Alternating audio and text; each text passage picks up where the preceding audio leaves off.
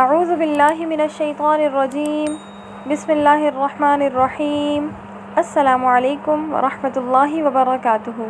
میں آپ سب کو خوش آمدید کہتی ہوں اپنے اس یوٹیوب چینل پر۔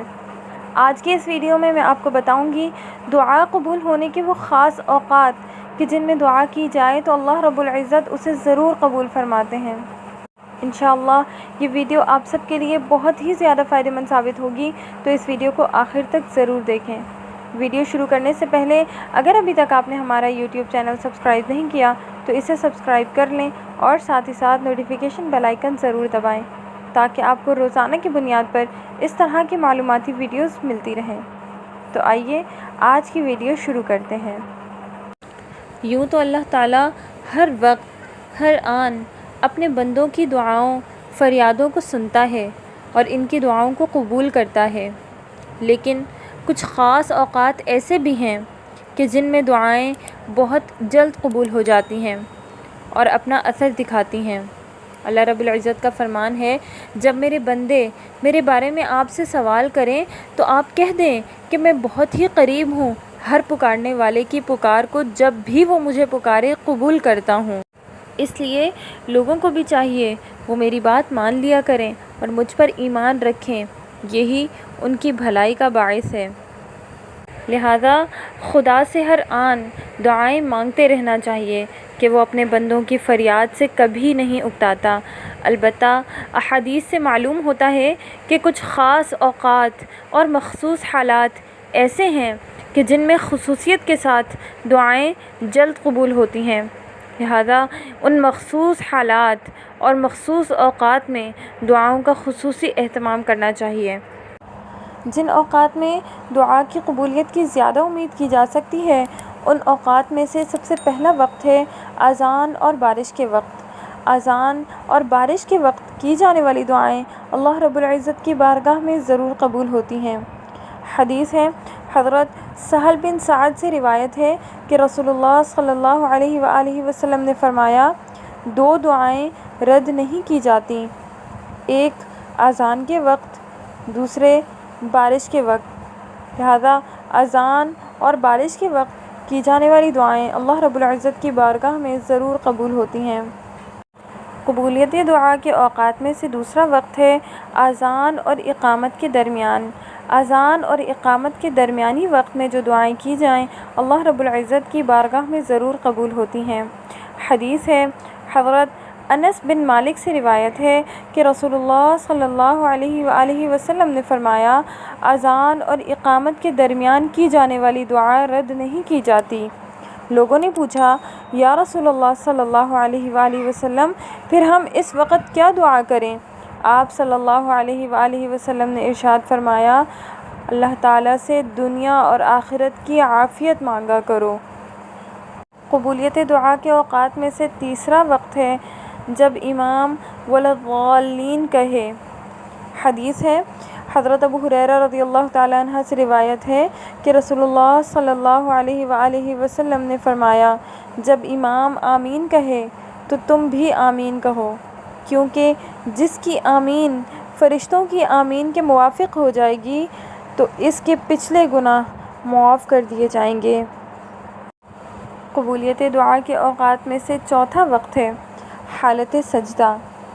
حالت سجدہ میں کی گئی دعائیں اللہ رب العزت کی بارگاہ میں ضرور قبول ہوتی ہیں۔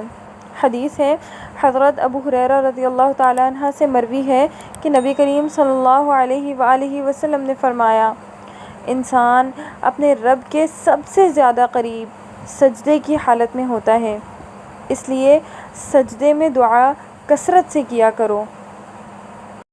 قبولیت دعا کے اوقات میں سے پانچواں وقت ہے فرض نماز کے بعد۔ فرض نماز کے بعد کی گئی دعائیں اللہ رب العزت کی بارگاہ میں ضرور قبول ہوتی ہیں۔ حدیث ہے، حضرت ابو امامہ رضی اللہ تعالیٰ عنہ سے روایت ہے کہ رسول اللہ صلی اللہ علیہ وآلہ وسلم سے پوچھا گیا کہ کون سی دعا زیادہ قبول ہوتی ہے؟ آپ صلی اللہ علیہ وآلہ وسلم نے فرمایا، رات کے آخری حصے میں اور فرض نمازوں کے بعد مانگی جانے والی دعا۔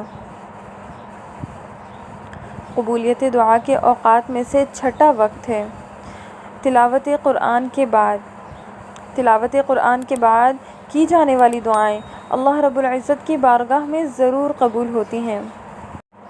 حدیث نبوی ہے، حضرت عمران بن حسین رضی اللہ تعالیٰ عنہ سے مروی ہے کہ رسول اللہ صلی اللہ علیہ وآلہ وسلم نے فرمایا، جو شخص قرآن پڑھے اسے چاہیے کہ اللہ سے سوال کرے، اس لیے کہ عن قریب ایسے لوگ آئیں گے جو قرآن پڑھ کر لوگوں سے سوال کریں گے۔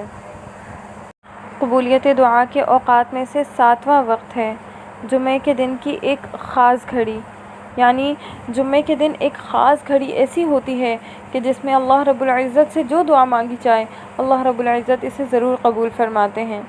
حدیث ہے، حضرت ابو ہریرہ رضی اللہ تعالیٰ عنہ روایت کرتے ہیں کہ رسول اللہ صلی اللہ علیہ وآلہ وسلم نے جمعے کے دن کا تذکرہ کیا تو آپ صلی اللہ علیہ وآلہ وسلم نے فرمایا کہ اس دن میں ایک ساعت ایسی ہے کہ کوئی مسلمان بندہ کھڑا ہو کر نماز پڑھے اور اس ساعت میں جو چیز بھی اللہ رب العزت سے مانگتا ہے اللہ تعالیٰ اسے عطا کرتا ہے، اور اپنے ہاتھوں سے اس ساعت کی کمی کی طرف اشارہ کیا، یعنی وہ وقت بہت چھوٹا ہوتا ہے۔ قبولیت دعا کے اوقات میں سے 8واں وقت ہے ہر رات کی ایک مخصوص ساعت، یعنی ہر رات میں ایک ایسی مخصوص ساعت ضرور ہوتی ہے کہ جس میں اللہ رب العزت سے جو دعا مانگی جائے اللہ رب العزت اسے ضرور قبول فرماتے ہیں۔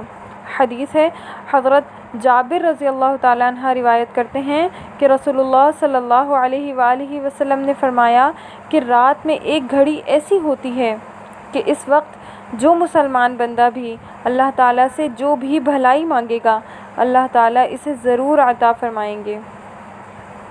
قبولیت دعا کے اوقات میں سے 9واں وقت ہے آب زمزم پیتے وقت، یعنی آب زمزم پیتے وقت جو دعا کی جائے اللہ رب العزت کی بارگاہ میں ضرور قبول ہوتی ہے۔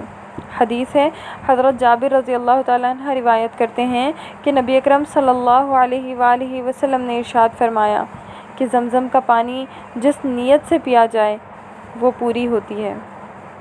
قبولیت دعا کے اوقات میں سے 10واں وقت ہے مرغ کی بانگ سنتے وقت، یعنی مرغ کی بانگ سنتے وقت کی جانے والی دعائیں اللہ رب العزت کی بارگاہ میں ضرور قبول ہوتی ہیں۔ حدیث ہے، حضرت ابو ہریرہ رضی اللہ تعالیٰ عنہ روایت کرتے ہیں کہ رسول اللہ صلی اللہ علیہ وآلہ وسلم نے فرمایا کہ جب تم مرغ کی بانگ سنو تو اللہ تعالیٰ سے اس کی رحمت اور فضل کی دعا مانگو، کیونکہ اس مرغ نے فرشتہ دیکھا ہے، اور جب تم گدھے کی آواز سنو تو شیطان سے خدا کی پناہ مانگو، یعنی اعوذ باللہ من الشیطان الرجیم پڑھو، کیونکہ اس نے شیطان دیکھا ہے۔ ان تمام اوقات اور حالات میں دعا کی قبولیت کی تصدیق احادیث مبارکہ میں آئی ہے۔ آخر میں اللہ رب العزت سے دعا ہے کہ اللہ تعالی ہم سب کو صحیح آداب کے ساتھ دعا مانگنے کی توفیق عطا فرمائے، اور اللہ رب العزت ہماری دعاؤں کو شرف قبولیت عطا فرمائے۔ آمین۔ وآخر الدعوانا ان الحمد للہ رب العالمین۔